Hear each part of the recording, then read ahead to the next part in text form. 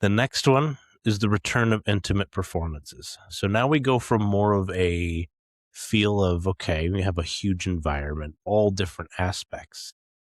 Now we go to something a little bit more personal, So as shows get bigger and more high tech, there's a counter movement happening as well, okay? Intimacy, okay? Not everybody likes going to a show with 40, 50, 60,000 people. Not everybody's a people person. Some people are introverts, So how do you counteract that for that fan base that is like that? Intimacy. Try to find something that connects them. Great way for that. Obviously, you're probably thinking it with me. Small venues, your small clubs, your bars, your basements. Raw, close, and personal. Those are huge, especially when you're thinking of people who are introverted. They don't like these big shows. They don't like a lot of people, because for me too, guys, I have a social shutoff. There's a point in where my brain's just like, okay, you need to get away from people right now. Not because I'm pissed at them or not because I'm mad, but there's a point where I'm just like, okay, if I've had enough, we need to reset for a second. Those people are probably the same, and they're like, okay, well, maybe a smaller show I could do.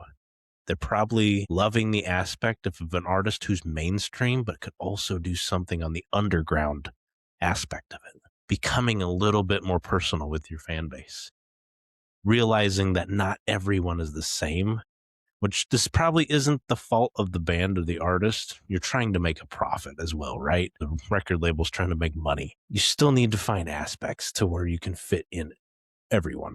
The second, studio sessions, like we're having right now. Artists performing in controlled, intimate spaces for small audiences. Plus, it does if your lighting's right, if you have the right textures and backgrounds. Sitting down and performing with a smaller group of audience can actually make things a lot more personal. People will remember that. 3 is acoustic and stripped down sets. What I mean by that is you really, really, really are focusing more on the emotional aspect of what you're doing, rather than trying to create a spectacle or create a bombardment upon your fans. 4th, fan-focused experience, man.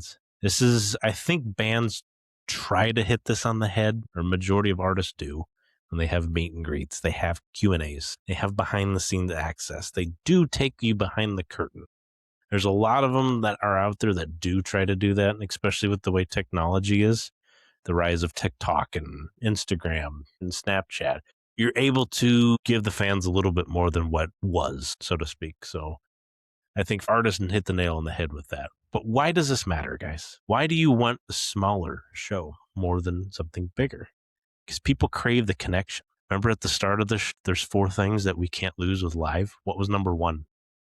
Connection. People crave that connection, and you cannot lose that with your fan base. You can't. And guys, whether people like it or not, intimate shows, they deliver connection. You can find it and you can get it.